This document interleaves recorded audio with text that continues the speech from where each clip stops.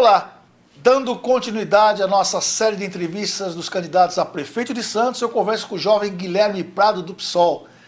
Olá, Guilherme, obrigado pela sua participação. Olá, Raton, agradeço aqui o espaço, o Diário do Litoral, você aí como um bom jornalismo, esse que está sumindo por aí, nos dá esse espaço para poder debater eleições que, apesar da disparidade, da desigualdade na TV, desigualdade nas redes sociais, é o momento em que se debate a cidade, visão de mundo, então a gente está aqui hoje para ser combativo, mas também programático nesse período eleitoral que a gente quer participar aí com muita animação. Perfeito. Guilherme, vamos começar logo com uma polêmica, né? A questão, aqui em Santos, na verdade, a gente viu a Ponta da Praia, a reestrutura que fizeram na Ponta da Praia, Praça da Independência, várias vezes foi modelada, intervenções na praia, muita coisa na praia. O que a sua administração, futura administração, se você ganhar a eleição, fará nos bairros abaixo do VLT?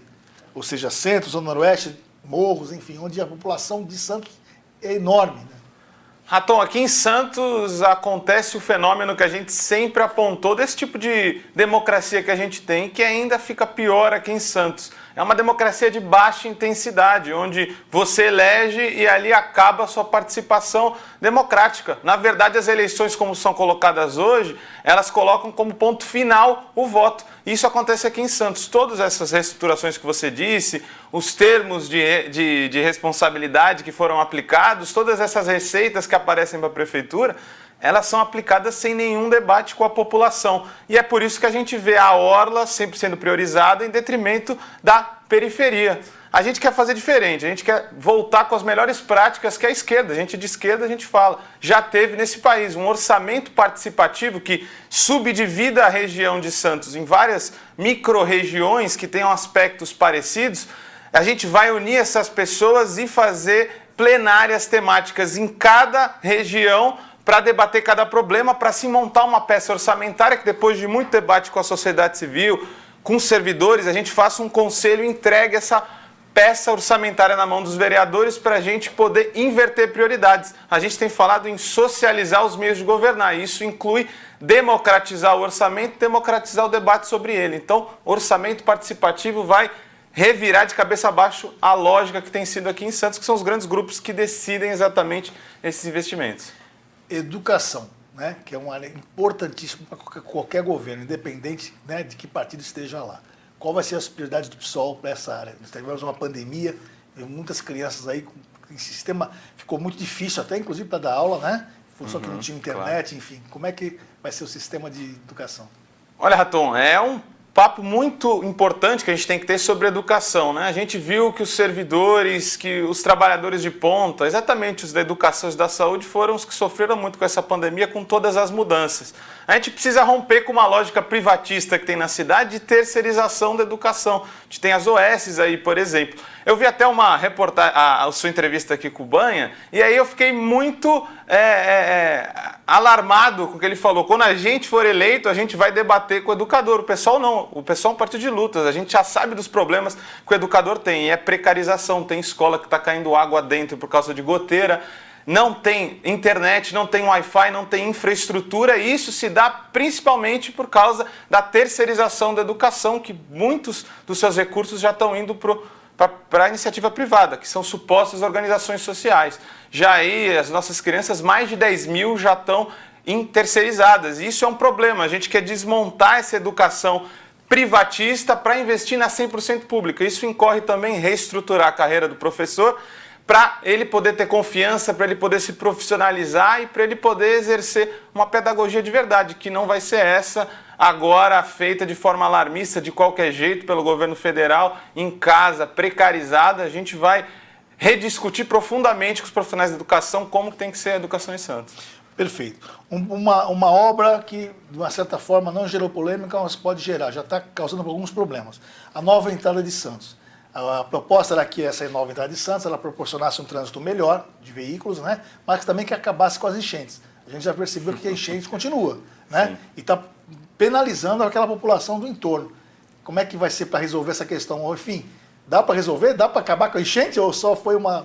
Enfim, Enchentes e entrada de Santos. É um tema que vai ser principal para atacar a atual administração e as candidaturas satélites, porque essas 16 aí a gente tem muita candidatura fantasma, que a gente sabe que vem só para defender a atual administração. E quando a gente vê uma administração que durante 20 anos não resolveu, mais de 20 anos, não resolveu o problema da entrada da cidade de Santos, a gente entende quem que está dominando a cidade. São os grandes grupos que nunca consertam os problemas estruturais da cidade. Isso coloca a enchente e principalmente a entrada da cidade. A gente tem que consertar a macrodrenagem, mas principalmente fazer uma discussão muito séria com a cidade de reverter a mentalidade da população, porque a gente vive também uma era de aquecimento global. A própria macrodrenagem por si só não vai resolver. Se a gente fizer agora uma macrodrenagem, depois vamos precisar de uma maior e uma maior e uma maior. E tudo que a gente vê são acenos para a mesma lógica de urbanização. Em algum sentido, Raton, a gente vai ter que ruralizar a cidade, aumentar os espaços permeáveis na cidade, porque a desigualdade começa quando a chuva cai e não fica onde cai. Ela escoa, canalizada ainda na lógica da canalização, para as periferias, os lugares, as cotas mais baixas da cidade. A desigualdade começa em como se tratam as enchentes e a questão do aquecimento global na cidade, que é uma realidade, apesar do negacionismo bolsonarista, que tem vários representantes nessa eleição, negar. A gente vai encarar isso da forma mais ampla possível e com participação popular. Explica uma coisa, campeão. Quais as propostas na área da saúde? As OS que estão aí, dá para rever essas OS? Vai continuar? Qual a proposta do PSOL nessa questão? As OS são temas centrais. Olha, a gente acredita muito no terceiro setor, mas naquele terceiro setor que sejam cooperativas, associações, trabalhador auto-organizado. Isso é tudo que a gente não vê nas OS. As OS a gente vê até o mesmo nome de grupos privados que tem grandes hospitais em São Paulo na gestão de hospitais cifradores aqui em Santos, por exemplo. A gente quer combater essa lógica privatista. É lógico que romper todos os contratos não é possível. Mas a gente, quando não conseguir não renová-los ou rompê-los, a gente vai aplicar a mesma rigidez que tem contra os gastos públicos nessas OS, porque afinal elas viram loteamento de cargos. A gente inclusive teve o SC, que é na parte da educação, uma chamada de Paulo Gomes Barbosa, que virou SC, levou 300 mil em contrato da prefeitura e no fundo não tem processo de licitação, tem desonerações. Por quê? Essa falta de isonomia entre uma administração que é privada e não pública. A gente vai, quando não conseguir romper os contratos, vamos apertar o cerco para cima das OS, porque elas de fato não são organizações sociais, elas têm fins lucrativos e fins escusos. É isso que a gente vê por todo o Brasil, principalmente com essa pró-saúde aqui, que já teve até gente presa ligado ao Tucanistão aqui da Baixada e do Estado. Deixa eu falar uma coisa importante, assim, uma questão um problema que acabou surgindo. O Parque do Emissário, né? Barrado pela justiça, agora estão dizendo que o parque vai ter que ficar desse jeito que está, até que se resolva isso judicialmente, a questão do incinerador, enfim. Sim, como é que você analisa essa questão, esse problema que acabou surgindo agora, em plena época de eleição? Olha, Raton, fica até difícil por onde começar a criticar tudo isso que está acontecendo. O incinerador já é por si um crime ambiental, uma destruição da política nacional dos resíduos sólidos, um tratamento, claro, como sempre se faz, de sequestro da lógica do bem comum para favorecimento de grandes grupos, porque no fundo não está se resolvendo a questão do lixo, está só se reforçando o monopólio de lixo, já que naquela URE, suposta unidade de recuperação energética, a Terracom está envolvida também. Então ela quer a nossa coleta, que já é um contrato de mais de 150 milhões em Santos, é uma péssima coleta, sem educação ambiental, sem altos níveis de reciclagem, e ela ainda quer queimar o nosso lixo, queimar o nosso futuro. E para poder implantar essa medida da URE, ela pagou... Começou lá no emissário. Começou lá no emissário, aí você vê o sequestro do interesse privado aí, do bem público. Por quê? Primeiro que é um absurdo, porque ela vai ser implantada na área continental de Santos. A mitigação não foi para a área continental de Santos, ela foi para o emissário, para o quebra-mar. E lá, se a gente for calcular, já são mais de 25 milhões com esses mais 15 milhões que já foram investidos por lá. Por que sempre infraestrutura na orla da praia? É porque o planejamento urbano é feito com a minoria endinheirada, a gente vai reverter. Por isso que o nosso mote, Raton, é Santos da maioria. Perfeito. Questão de transporte público.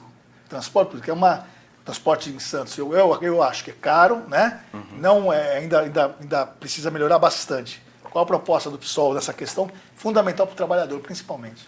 Claro, Raton. O transporte no Brasil, assim como o lixo que a gente falou agora, é dominado pelos monopólios. São pouquíssimas famílias que dominam o transporte no Brasil, assim como o lixo. E aqui em Santos, essa lógica privatista, mercadológica, também é feita na política de mobilidade urbana, né? Aqui a gente tem, por exemplo, 2 modais iguais, que são o ônibus seletivo e o normal, que concorrem entre si. Por quê? Lógica de mercado é criar nichos de mercado, é lucrar em cima da população. Mas tem um contrato aí ser feito que, se eu não me engano, acaba no nosso último ano de mandato. A gente não tem perspectiva nenhuma de renová-lo. A gente gostaria de fazer licitações por trecho para diminuir o gasto com a passagem, que é muito alta para um espaço geográfico pequeno, que é em Santos.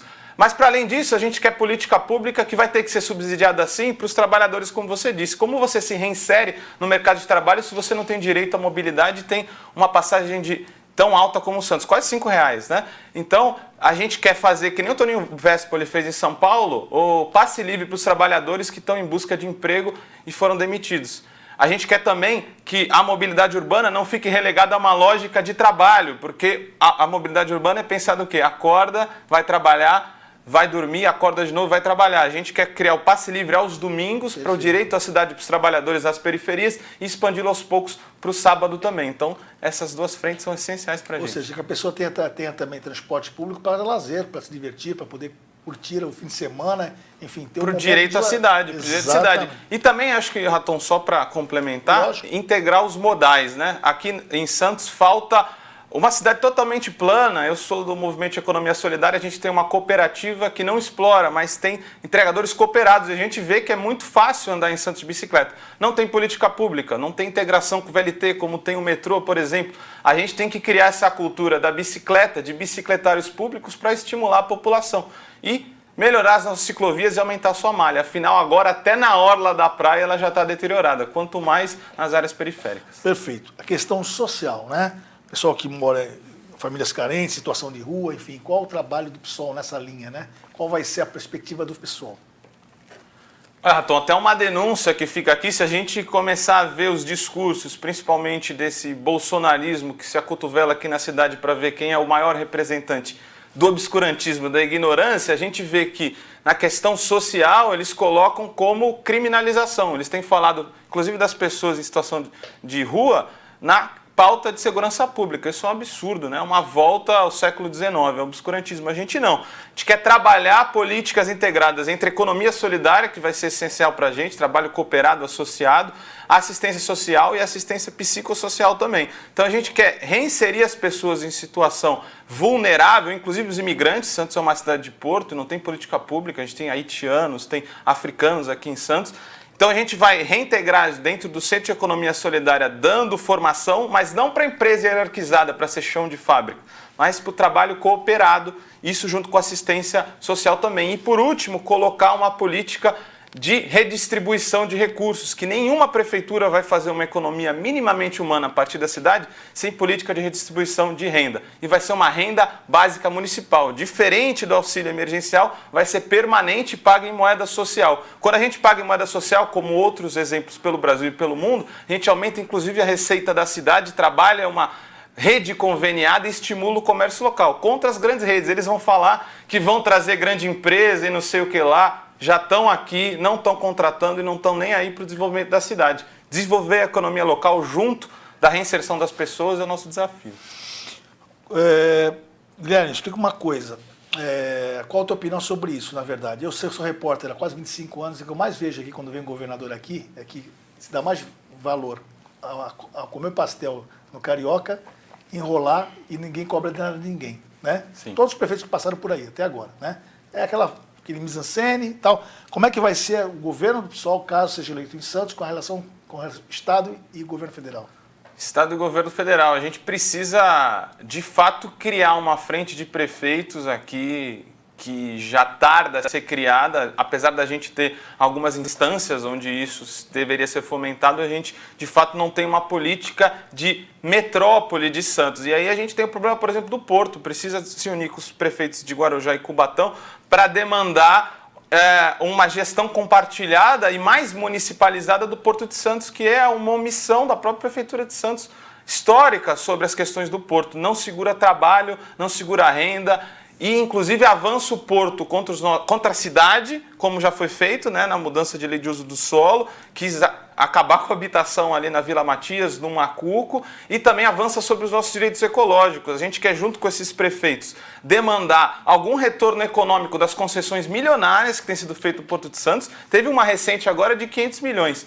Não veio nada para Santos. O que acontece? Então a gente está sendo explorado nessa relação do Pacto Federativo, que também é brutal, que é outro ponto que eu quero falar aqui. Pacto Federativo no Brasil. A gente tem um governo Bolsonaro, um governo lunático, que inclusive tem aí o ministro da Economia, o Paulo Guedes, ele inclusive sondou de tirar o ISS das cidades.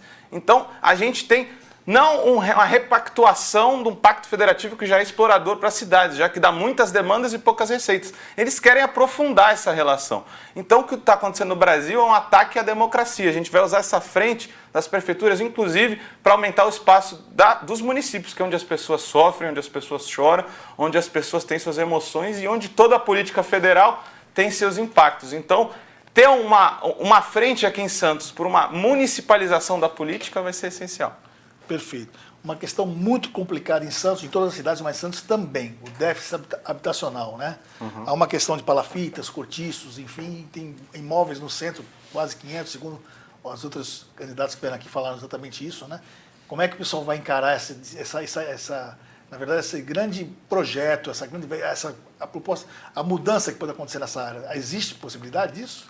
Existe possibilidade, Raton, desde que as minorias não sigam no poder. A gente tem grupos econômicos, velhas famílias e um par de construtoras que gerem a cidade em compartilhamento com isso que a gente tem chamado de tucanato, né? E aí ele tem mutações, né? Se em um momento com o Papa, por exemplo, se transgrediu o planejamento urbano da cidade várias vezes, a gente tem um episódio, por exemplo, daquele prédio lá da Pompeia, do Pão de Açúcar. Se você não sabe, para entender a relação escusa entre política e iniciativa privada, a construtora que construiu aquele prédio depois doou para o Papa, por exemplo. Então tem uma relação privada que sequestra o bem público, e é por isso que a gente tem pessoas morrendo em deslizamentos, como teve no começo do ano, que não foi catástrofe, é o aquecimento global. Cidade que não se prepara para isso está se omitindo. Enquanto a gente tem gente morrendo, a gente tem sempre as mesmas políticas sendo colocadas a cabo na cidade de modo a aumentar a lucratividade de empresas da área da construção civil, que a gente viu na Ponta da Praia, né? Com a compensação que vai ser, porque vai gerar muito impacto aquelas novas torres do Grupo Mendes, aqui a gente pode falar tranquilamente. Então, os 130 milhões que deveriam ir para compensação desse déficit habitacional não foram para valorizar o entorno, tornando ainda mais lucrativo aquelas torres ali. A gente quer fazer o contrário, que é planejamento urbano com movimento de moradia, com quem está hoje nas áreas de risco, para poder mudar Santos. Isso passa por aplicação dos instrumentos urbanísticos que quase nenhuma prefeitura coloca, que é o PEUC, que é a IPTU progressivo, e tudo que é possível para combater a especulação imobiliária, o que também coloca as hortas urbanas, que a gente quer debater aqui na cidade, que pelo deputado Kenny ela foi propagandeada, mas a gente sabe que o Tucanistão é tão próximo desses grupos e jamais foi aplicada, foi apenas um marketing. Queremos também colocar as hortas urbanas como combate à especulação imobiliária. Gerar emprego e renda é possível? Gerar emprego e renda, até a gente estava vendo ontem o debate do Guarujá, infelizmente pouco qualificado também, destaque aí para o Walter Batista do PSOL, que foi muito bem, e lá, pela interação com a população, o debate da geração de trabalho e renda era essencial, era o mais demandado ali para a população, e a gente tem, sem dúvida, o melhor programa em relação a isso. Vamos começar com a renda básica municipal permanente, que vai distribuir uma renda básica permanente como direito de R$ 100 e 10% das famílias mais pobres até o fim do nosso mandato, e ela vai integrar uma rede conveniada para que essa renda seja paga em moeda social e seja gasta aqui em Santos. Mas, para fazer isso, como diz o Joaquim Melo, lá do Banco Palmas, sem fins lucrativos de Fortaleza, toda água deságua no mar. Para fazer isso, a gente precisa do nosso sistema financeiro. Então, precisamos de um banco comunitário social em Santos que possa fazer outro tipo de economia e fomentar créditos, inclusive solidários, sem fim lucrativo e sem juros. Isso já é possível. Lá o Banco Palmas, aliás, a Socip, que em Maricá já gere o banco por lá, já distribuiu milhões sem juros. A gente consegue fazer esse tipo de política aqui também, desde que o sistema financeiro esteja na nossa mão e não dos grandes bancos. Afinal, Quanto dinheiro temos no Itaú, no Bradesco e no Santander que fica na cidade? Relocalizar as finanças é também uma tarefa principal e que vai gerar emprego e renda também. Perfeito. Quais os planos seus, se caso seja prefeito, para o centro de Santos? O centro de Santos acho que conecta total com a nossa questão central, que é a da habitação, né? O centro de Santos foi esquecido, está sem função social, está lá Deus dará, e isso se deu num processo ainda pior agora com a quarentena, com a Covid, né? A crise da Covid aprofundou os problemas do centro. Com o nosso planejamento urbano, que vai ser diferente, a gente quer colocar os instrumentos urbanísticos, como eu disse, a favor da criação de habitação. Então, no centro de Santos, a gente quer trabalhar um profundo programa de habitação social, mas inspirado nas melhores práticas que a gente teve, por acaso, na Minha Casa Minha Vida, na linha que foi feita com os movimentos sociais e com cooperativas. Lá foram feitos os empreendimentos mais baratos e com mais qualidade, não as caixas de fósforo que servem para enriquecer as mesmas empresas do setor. Então, quando é feito com movimento social, com quem vai morar, a gente fomentando cooperativas de construção civil, a gente consegue fazer moradia de fato de forma muito mais barata e revitalizando o centro, que é o nosso patrimônio histórico, né? Afinal. Perfeito. A última pergunta, né, que é a questão da Prodesan e da Coab, há planos do pessoal para essas empresas, como é que ficam?